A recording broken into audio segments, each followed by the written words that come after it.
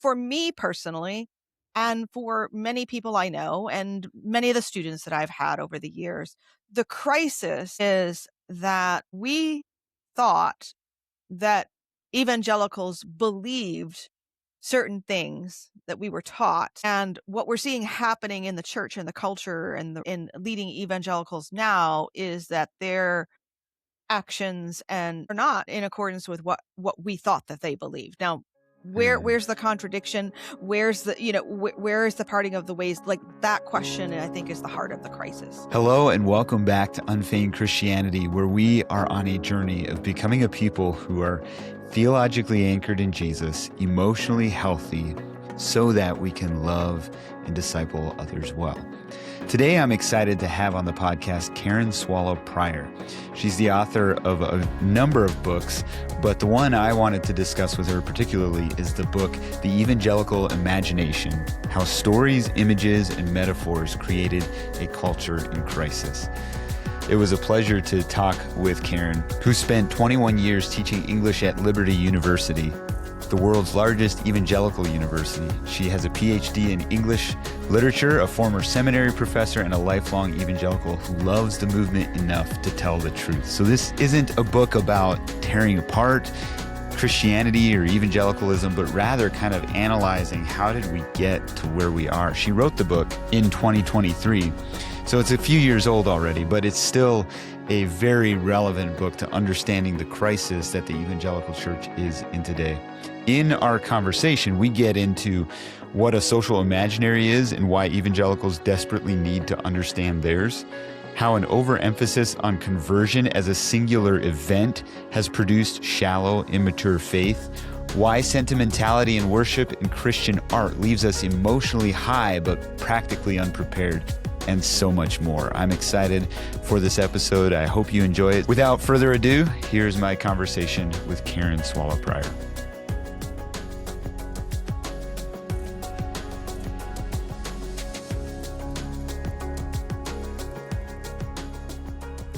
Welcome, Karen, to Unfeigned Christianity. Thanks for having me, Asher. It's good to have you on. I have followed you from afar, probably primarily on Twitter or X, whatever it's called now. You're someone I've enjoyed following there. And then I've read one of your works, the one we'll discuss today, the Evangelical Imagination. And then I've heard you on several different podcasts being interviewed. I think it was the Holy Post podcast back before you published the book. Yeah, I've been on there a couple of times, I think. So yeah, they're fun. That really intrigued that conversation. One of those conversations kind of around 2020, 2021, somewhere in there, kind of piqued my interest in what you had to say regarding the evangelical imagination. And so, yeah, I'm delighted to have you on the podcast.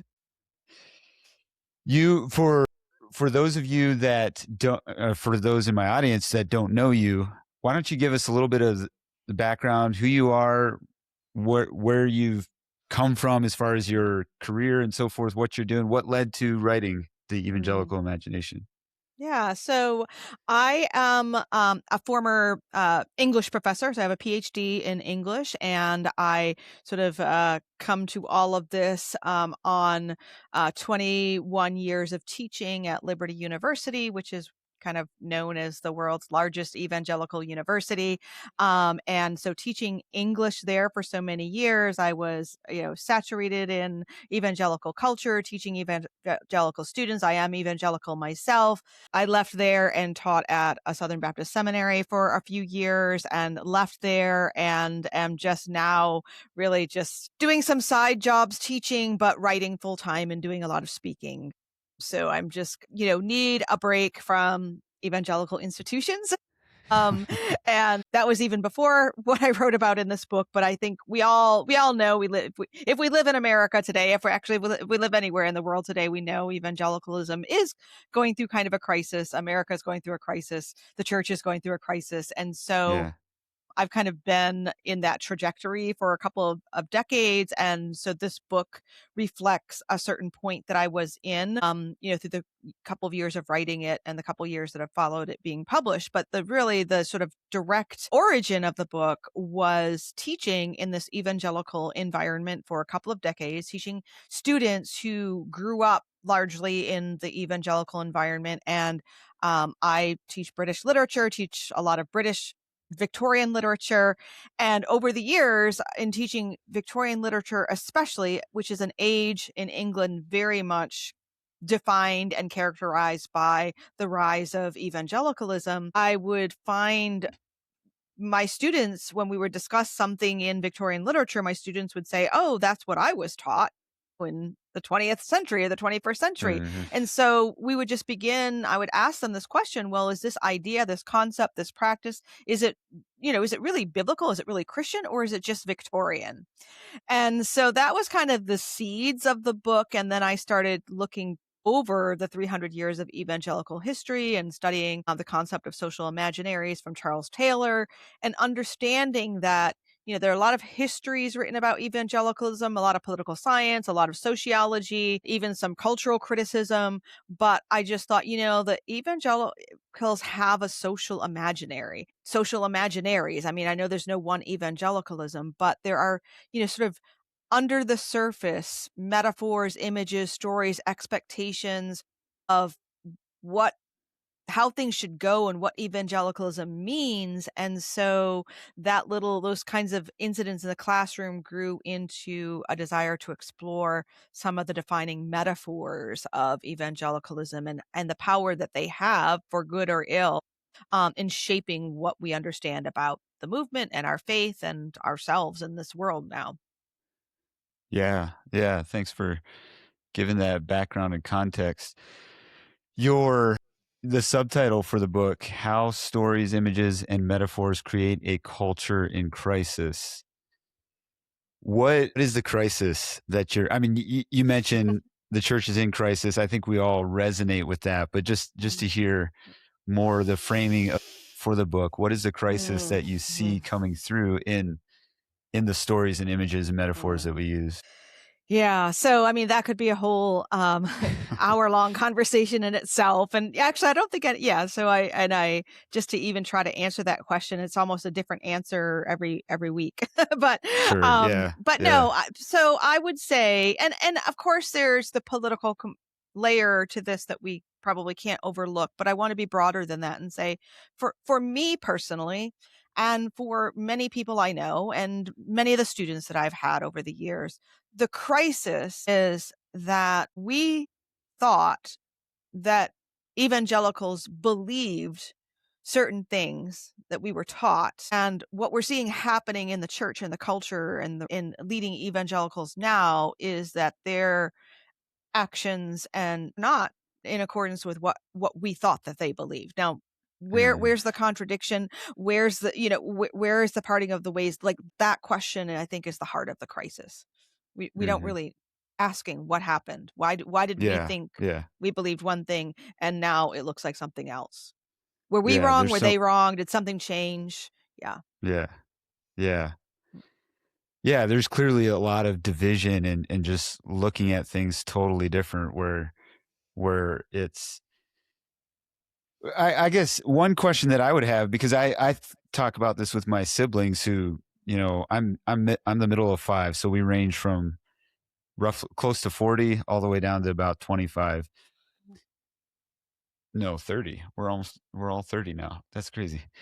Um it can feel like it's a generational gap at Mhm. times. And yet you mentioned you kind of got into this through your teaching. Is it a generational gap, or are there people, I mean, I would Mm, see you mhm, as someone who also is wrestling with this gap, or I mhm, think of mhm, other people like Beth Moore or Russell Moore, or like mhm, some other mhm.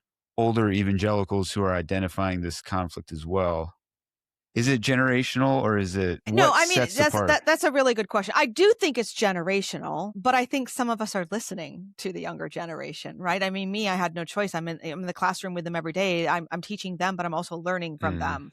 And so I do think that there is a generational split. So I think that one generation or two generations ago, they were teaching something and saying that. And even even older, when, just to use the prime example everyone uses, but it really is telling, is the same generation that said over and over that Bill Clinton was unacceptable as a candidate for president because character matters. Like, I mean, I was all in on that, and I didn't get the memo about changing our mind the next time around, right? And so, I mhm. mean, that's just one example, but it is, I think, because of when it happened. I was at however old I was, I don't know, but I was still forming as an evangelical and learning and growing. And so I really internalized that message. And that's just sort of the beginning of what the next generation has seen over and over. And so I do think it is generational, but I also think for some of us, it transcends generation. Yeah. Yeah. So give us a synopsis of the book as a whole. And Yeah. yeah, what are the stories, images, metaphors that have created the culture that we have that's in crisis? And then, yeah, Yes. we can look into some of those more specifically. Sure, sure. So, just another bit of background. I did my PhD dissertation on a novelist and writer from Great Britain who lived in the 18th and 19th centuries and was an evangelical. And so doing that work is what really introduced me to sort of the academic definition of evangelicalism, which is called the Bebington Quadrilateral, and it's basically looking at the movement, which is not confined to any particular denomination or country or part of the world. It started in the transatlantic America and England, and is defined by its re-emphasis on the centrality of the Bible, the centrality of Christ's crucifixion on the cross, the centrality of the conversion experience, and the centrality of activism, missions, and or anything else.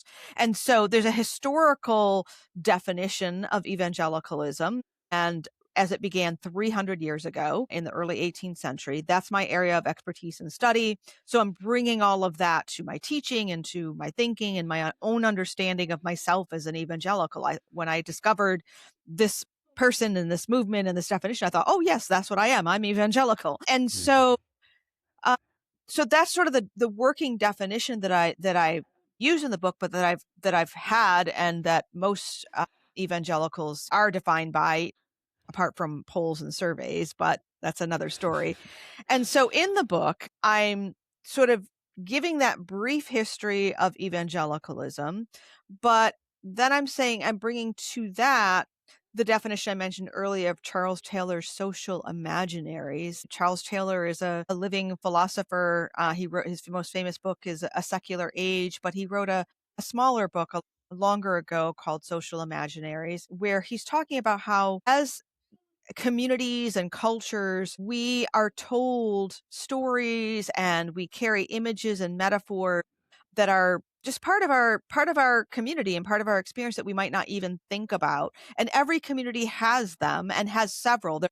We just live in social imaginaries. And it's not an example I use in the book, but for anyone who's just sort of being introduced to this, it's a helpful example. The American dream is a perfect example of a metaphor that's in our social imaginary. I mean, it's just something we all sort of know. We might not have an actual definition, but we've heard of the American dream. We've actually been influenced by the American dream, whether we think about it or not. It's something that drives our Mhm. economics. It drives our education and work choices.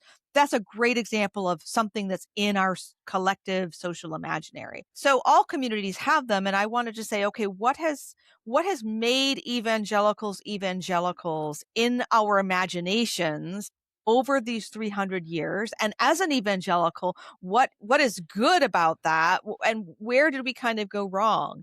And so I set that up and then cover what I define, again, the list is endless. I only had so much room and so many chapters to write. So I devote a chapter Hmm. to what I see as the key metaphors and images and sort of stories of evangelicalism, starting with awakening, then conversion and testimony, sentimentality, materialism, improvement, like, all kinds of improvement and progress, empire, reformation. I might have skipped a couple there, but basically, these sort of central metaphors of what it means to Hmm. be an evangelical that we've had all this time and we still carry with us. Yeah, yeah, that's good. I think the very last one, you talk about the rapture Oh, and yes, how the that's rapture. That's shaped yeah. yeah, Yeah. which is something I've thought about a lot I'm on the tail end of completing a bachelor's of biblical studies and just realizing how little scripture actually talks about a rapture And how and how large it much. looms in our imagination, Yeah, right? Yeah. yeah, Yeah. yeah. So you mentioned one of your early chapters talks about conversion and the way we value as evangelicals these conversion stories. Mm. If our imagination views conversion as a singular past tense event, how does that impact our approach to long-term discipleship? Mm. Yeah, see, this is conversion is a great way to start talking about what I'm trying to do in this book because, again, I've said I'm evangelical, and so I actually believe in conversion as a sort of event that happens in our life. Kind of a one moment event. I do believe in that, but this is if we emphasize that so much that we actually neglect, and this is getting toward the answer to your question, neglect the importance of growth and discipleship and sanctification, and sort of the uneven journey that we're all going to have in our faith. If we neglect those things and just emphasize the conversion, which is a distortion, I think, of what the Bible says about conversion, and I talk about that, then I think what we end up with actually is kind of what we have ended up with, is sort of an Mhm. immature, shallow understanding of what Christianity is, where people check a box, answer a poll or survey, say, yes, I'm born again, but don't necessarily embrace the other parts of what it means to be a follower of Jesus. So conversion is something that evangelicals emphasize. They kind of brought that back to the church in 18th century England because, Mhm. at that time, if you were born into the church, you were considered already a Christian, and evangelicals wanted to bring back, no, you do have to have a conversion experience. And again, I do believe that's true, but they don't always have to be dramatic.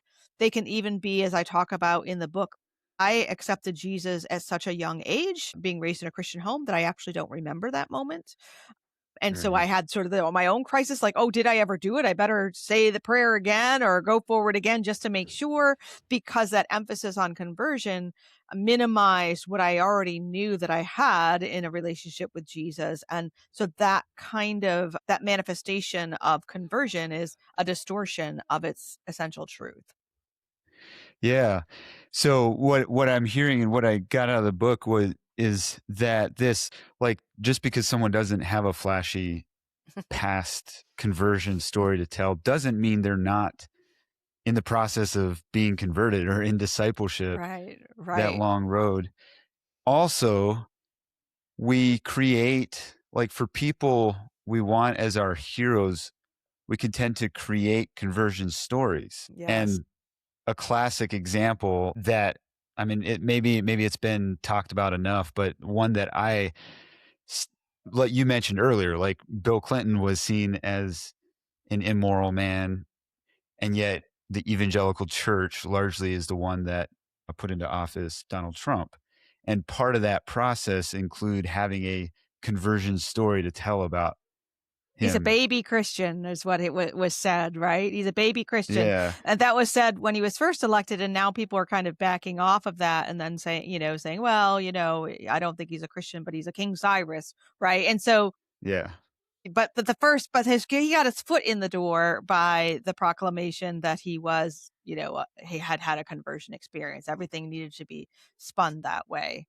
Um, yeah.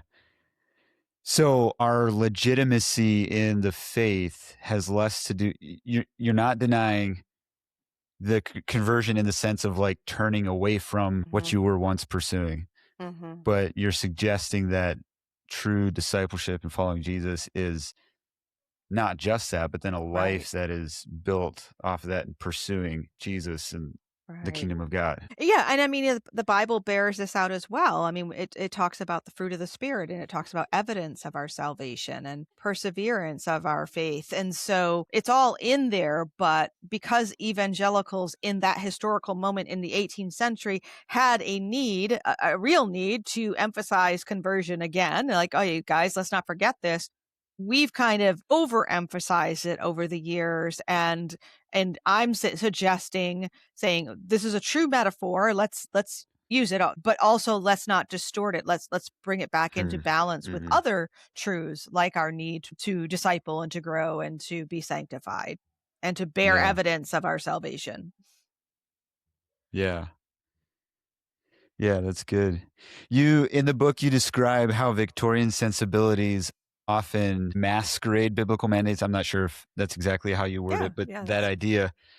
What do you mean by that? And how do you begin or how do we begin the process of unbundling our cultural preferences mm, from core doctrines without losing our faith in the mm. process? Yeah, that I mean, that's really the key question, and that's actually what I'm trying to demonstrate in the book is that we is not only that we can, but we should unbundle our cultural assumptions from the essentials of the faith, and we can do that and should do that without losing our faith. And I talk a lot about the Victorian age in the book and its sort of metaphors and assumptions because, as I mentioned earlier, of how the Victorian age rose right up alongside evangelicalism and evangelicalism actually kind of created all the things that we associate with the Victorian age. That's an example or a parallel of what's happening now. I mean, we often I think most of us can easily see, or at least if not easily understand, that a lot of what is considered evangelicalism today and its practices and manners is very tied to simply being American, Mhm. American values and American assumptions. And so that's really just a parallel to what happened in the 18th and 19th centuries. And so all I'm saying, it's a lot, but it's not, it's actually really simple, is that we are all creatures of culture. God designed it that way. I mean, we're all born in times and places that they have their cultural distinctives. And if we're Christians, we're going to experience and practice our Christianity in our particular cultural context. And when Christianity is in power, then the culture and Christianity are much more likely to become intertwined. And so we just simply need to be able to recognize when something is actually of of the essence of the Bible and Christianity and when it's cultural. And to say it's cultural doesn't even necessarily mean it's bad. I mean, I love culture. Culture is fine. So, Mhm. it's bad and good. It's a mixture. But to just be able to say, to perhaps, and this isn't, I touch on some of these in the book, but these are just other examples. Just to say that, the way that we worship in a particular church service in a particular church building probably reflects more of our culture Mhm. just because and that's okay. Like, I want to have a padded, comfortable seat in church because, it's and that's okay, that's fine. It's not to say that but it's very much of our culture because not every time and place is able to have that. And so there's nothing bad Mhm. or good about it, but just to recognize that's an American experience to have this level of physical comfort, and it's not necessarily bad, but it does become bad when it takes priority over things that are more important according to the teaching of our faith.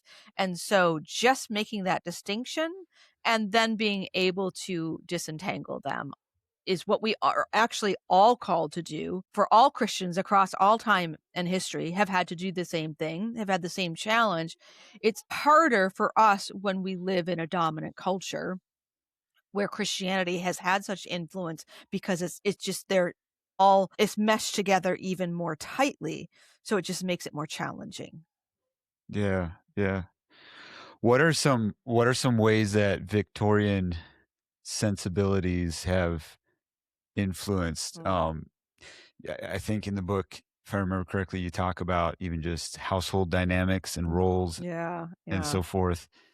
Yeah, well, of course, one thing that was really, characterized the Victorian age was the Industrial Revolution. And so the Industrial Revolution changed the nature of work and family and even housing in dramatic and revolutionary ways.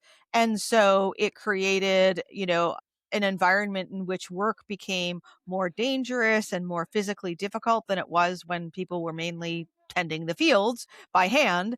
And so that set up dynamics in which it was more likely for men and women to either work separately, or for the woman to do work at home and the man to go into the factory. So, which was a reality brought not by biblical teaching, but a reality brought by technology. But somehow, that eventually got intertwined with Christianity. And so it became more Christian for the woman to stay home and for the man to go to work, that's not in the Bible at all. And Mhm. so this idea of separate spheres for men and women, and for a man's success and respect to be elevated if his wife is able to stay at home. That's an example that was very prominent in the Victorian age. And because it got intertwined you know, into the Christian culture, it became understood to be the Christian way of life. Yeah. Yeah, and so how do what do you say to someone who would say you say it's not biblical at all? Adam is told to tend the garden. Isn't there a biblical vision of men going out and conquering and women?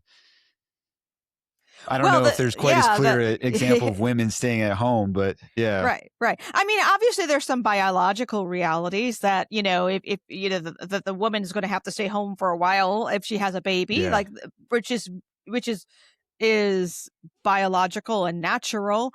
And so whether you're a Christian or not, right? Mhm. And so there are those realities, but the creation mandate was given to both Adam and to Eve, and they both Mhm. labored in the garden. And so again, they labored one way. They labored together in the garden. Adam named the animals, and that was the one job he was given, until he saw. Then God brought him Eve. But the nature of their work and their work together was different, not because of what the Bible said or what God said, but because of the culture that they lived in. And so those changes will always be happening. And that's why we need to recognize that, if something is not true of Christians in every time and every place, then it's not essential for us either. It might be wisdom in a particular time and place. It might be a blessing or benefit in a particular time and place, but it's not necessarily Christian, if that makes Yeah. sense. Yeah. No, that does make sense. And what I experienced in reading the book is helping to see kind of this stripping away of the cultural Mm. dynamics, because when we're looking through our cultural lens, it's easy to kind of put that back into the scriptural text Right, when right, it's just maybe alluded, or you could, yeah, but rather this is what the text says. Our culture has shaped us in this way. It may not be true. And what I hear you saying earlier, it's not just because it's cultural doesn't mean it's bad, but to create a dogma around it is where it right, begins to right. create a culture in crisis. Yes, Is it? exactly. Yeah. Exactly. Yeah, Yeah. I wish I had put it that way in my book, but yes, exactly. Well, You do it it better took me a than lot more words to say it, but you put it very well there, very succinctly. you've written that sentimentality is a perversion of the imagination because it seeks the reward of an emotion without the reality behind it. Hmm. First of all, describe what you mean by sentimentality. What are we talking Sure. about with Yeah. Yeah. sentimentality? So sentimentality is when emotion is elevated beyond the emotional feeling, or the emotional reminder or memory is elevated beyond the actual event or values. So something that has sentimental value is just because of the emotion that's attached to it, not its monetary value. We become sentimental about things because it arouses emotions in us that, like nostalgia, or happiness, or whatever emotion. Sentimentality is simply emotion. And so sentimentalism is when the emotion exceeds what is actually warranted by reality in the situation. Emotions are Yeah. not bad, and even sentimentality is not bad, but it's really more of a recognition, like, are the emotions wrapped up in this really what is, is what is appropriate for this object, this experience, this understanding? And again, to go back to really, it's earlier than the Victorian age, but right around, in the 18th century leading up to it, there was this short lived movement called the cult of sensibility. It has to do with a lot of philosophy that was developing at the time. But in literature and art, it came to be this thing where that people would really try to have a very emotional experience through art, like go to the play or look at a painting or read a dramatic novel and have an emotional experience for its own sake. And that emotional experience was considered to be a measure of their virtue. Like, I feel really sad about this, so I'm a very virtuous person. Or I feel very happy for this couple in this novel who ends up together, and so I'm a virtuous person.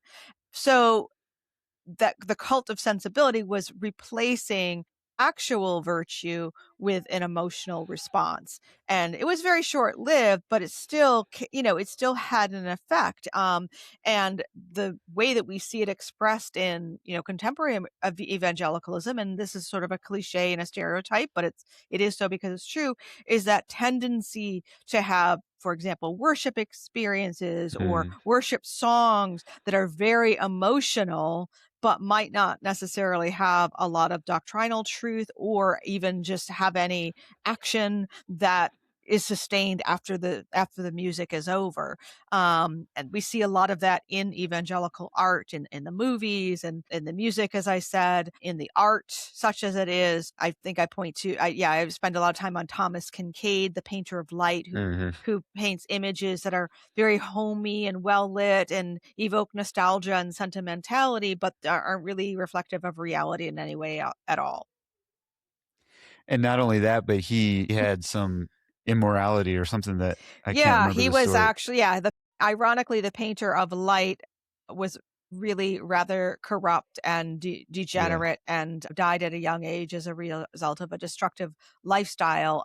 So it's really a dramatic example of the kind of, I mean, we could say hypocrisy, but I want to say irony of, Yeah. just if you emphasize something so much and distort it so much, then it kind of, it's going to lead to neglect in other areas. That's just Hmm. sort of a Hmm. natural law, I think. Yeah. Yeah. I think of weekend conferences where you go with friends and it feels like you have this major breakthrough, Mm, and then you come back home and you're longing for that spiritual high of sorts again. That's mhm. a picture of where, yeah, there may have been some good stuff that happened, but the emotion has overextended what the Right. actual thing that's Reality. happened Yeah, in your yeah, reality. yeah, Yeah. yeah, yeah. How does an over reliance on sentimental stories or worship hinder our ability to face the actual messy suffering of people we are trying to disciple? Hmm. That's a good question. So I think one of the first harms it does to ourselves, because it gives a distorted sense of what it means to have a strong faith and to be a strong Christian. If we think that the strength of our faith and the strength of Christ, the object of our faith, depends on our emotional state, then we are woefully wrong, and we will constantly be trying to refill that and refuel that rather than through false things, rather than trust and understand the steady source of our faith, which is Christ, who is never changing. On the other hand, we can, the prosperity gospel is an example of how it can become distorted, and we can misjudge or misunderstand people who may be suffering, and we're like, well, you are having your suffering is because you did something wrong, or you aren't close enough to God, or you didn't pray enough. So there are a lot of different distortions that we can have because we are looking to emotion, or even spiritual highs, to be the measure of reality when it's not really at all. Hmm. Yeah, that's good. And, and You then talk.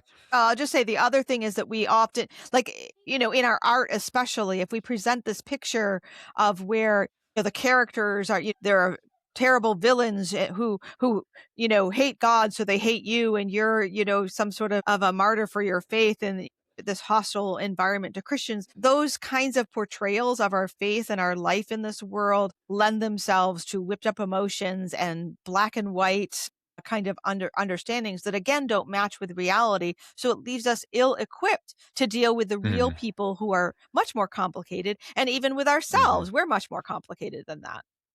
Yeah. Yeah. You talk in your book about the self-improvement and how the evangelical imagination has been formed to kind of pursue this self-improvement. We often confuse the Victorian ideal of self-improvement with biblical process of sanctification. Mhm, How does the pressure to appear improved or polished mhm. prevent us from the kind of honest confession that is necessary for true spiritual health? Hmm.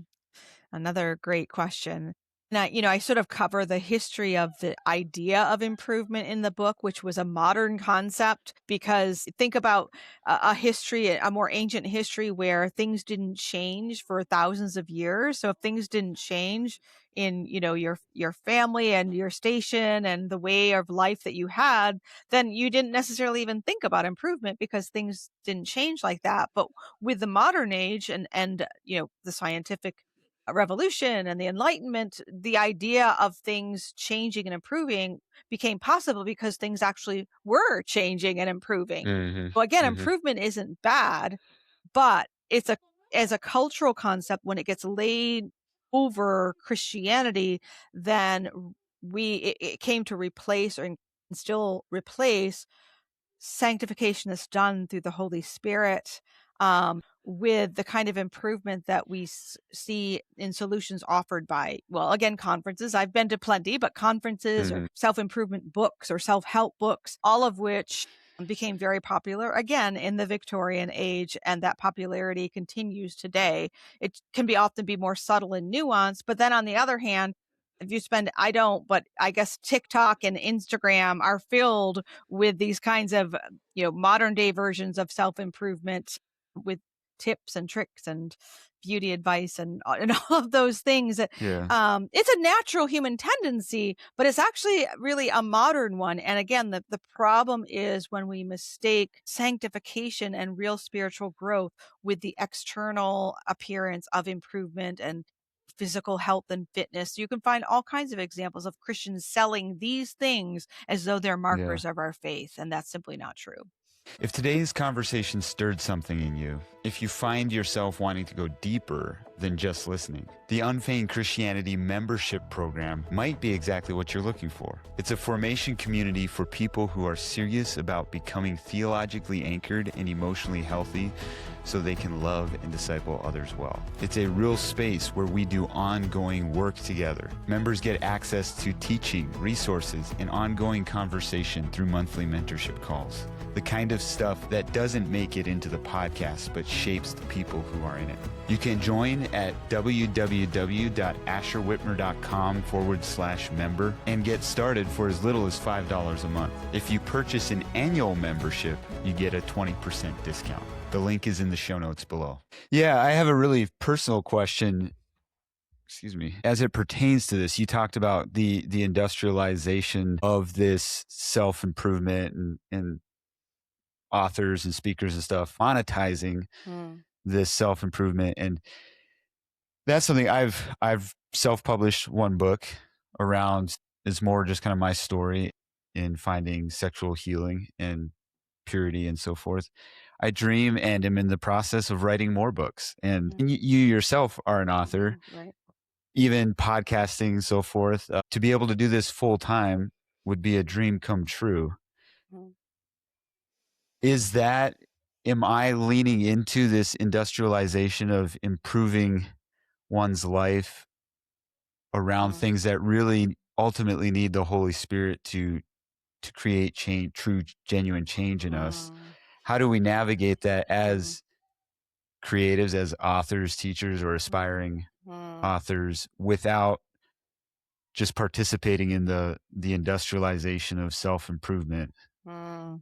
Wow, that's a really, really good question. And there is no one bright line that divides, whatever good we might be doing in a good way from, from this industry that's corrupt. So what I would say is, I mean, there is, as human beings, we learn from one another. As Christians, we know that the Bible talks about certain giftings, like the gifting to teach and to disciple. So we are called, at least some of us are called to teach, but even as Christians in the church, but also as human beings, this is just part of the nature of being a human being, is to learn from one another. We're social animals, we're communal animals. And so there's an element of that. At a certain point, it becomes corrupt when we compromise on other things. So, for example, but an extreme example would be someone who's just selling snake oil out there that doesn't work at all for the sake of selling it and making the money. That's an extreme example, but it is an example. At some point, we get to that line where we're selling something for the sake of making the money as opposed to actually helping Hmm. people. And so I think it can happen gradually and slowly. So I do think that we have to be cautious. Hmm. Hmm. Yeah, thank you. Many Christians view fiction, and this is where I was. This is kind of maybe winding down our question, our conversation here. But you are like your primary. Do I understand correctly? Kind of the primary thing you've taught is literature Yes, over right, right. over the years, and many Christians have viewed fiction as or art as merely entertainment or a luxury. How can engaging with great and sometimes difficult literature actually expand our capacity for empathy and help us love our neighbors, especially those who don't share our specific imagination or worldview? Well, reading literature is, in our mind and our thinking and the way we use language and imagination is really no different from sitting down and talking to a person. So we're hearing someone else's words, we're listening to their story. So if we would do that with a human being and learn something about the world and learn something about that human being, then we can do that with literature. It may be imaginative, but a person who wrote it is actually writing it in because it is a form of human communication. So at its most basic level, it's like listening to another person. If Hmm. if listening to Hmm. another person increases our imagination and empathy, then so does reading literature. And I can't think of anything that makes us more humane and more empathetic than listening to another person. If we get a little bit more Hmm. philosophical, I'll just add that, we are creatures who are made in the image of a God who is the Word. And so when we actually engage with language and become more immersed in language when it's used artistically and creatively, actually are sort of developing that part of ourselves is made in the image of God, who is a God of words and who is the Word. And so we're expressing the very image of God in us when we use words, listen to words, appreciate words, because that is his nature and it's ours as well. And so reading literature is a wonderful way to do that. Yeah, yeah. I when I was younger in school, I hated school. I hated reading, and I've come to enjoy reading. Oh, Where good. it can still be work for me. I have to discipline myself, We all do. but I then I do. I do. Yeah, we all do. yeah. Yeah, it's not Well, it's that's not brain encouraging. can it's not brain candy. It takes engagement. Just like Yeah, it's like listening to someone, actually listening, we have to work at that too, right? yeah, that's a Yeah. good point. Yeah, I've discovered I don't have enough time to read fiction anymore. Like I would love to read more fiction is what I'm trying to say because I've discovered some of the most profound demonstrations of salvation and what's Mm, happening have come through narrative form where it's mm, like wow, that's a powerful picture mm, of mm, what's happening. What are some books, some specific books that you would suggest would help us expand our mm. capacity for empathy or love for neighbors? Well, my one of my favorite ones to recommend is Jane Eyre, which is actually, people think it's a romance, but it's really an allegory of the modern soul. in search of being true to herself before her God. Jane Austen is amazing. Jane Austen is satirical and witty and funny, but also she makes fun of her characters, but she loves her characters too. I think that's the best attitude to have. Sense and Sensibility is a great one. Pride and Prejudice. And, all literary works are shown in research to develop empathy just because of the way that language, again, is used requires us to sort of make predictions and assessments and use our judgment because these stories show rather than tell. And so any great work of fiction is going to have that effect. I say just read one that interests you and that you can enjoy, even if it does take effort, because it does take effort to engage critically with good literature. It's not brain candy. And there's nothing wrong with brain candy. I love to watch The Office over and over because I know every line by heart. I don't have to think about it. But literature does make us think, and that's hard. Yeah. Well, that's probably the most encouraging thing that Karen Swallow Prior says. It takes her discipline to read as well. It does. It does. Thank you. You're welcome. As we close out our time, I think of the way we started early on talking about the culture of crisis. And if I am remembering your story, I think you were fairly key in bringing, at least to the surface, some of the issues that were going on within Liberty University and the leadership there and so forth. And if people aren't familiar with that, I mean, there's plenty of stuff online about it, what all has happened with Jerry Falwell Jr. and so forth, other dynamics. But I guess a question that I often hear from others or even ponder myself is, why stay? And you identified yourself early on as you are evangelical. So why are you still evangelical? What keeps you in the church at large, but even specifically in the evangelical church? Yeah, that's a fair and good question. I think the easiest answer for me to make, and it could be longer than this, but I think I stayed all along, and I think others left, or they were never there to begin with. And I think it would be easier to walk away, and many have, but I think again it goes back to the essence. I still believe what I always believed, and the fact that others practice differently or really don't believe it what they said they believed means that they left. I'm still here. And some of us are finding each other, and it's not easy, and but it's a moment in the church. Maybe it's a moment that's like the Reformation 500 years ago. That probably wasn't easy for the people in the church, whichever part of the church at that time.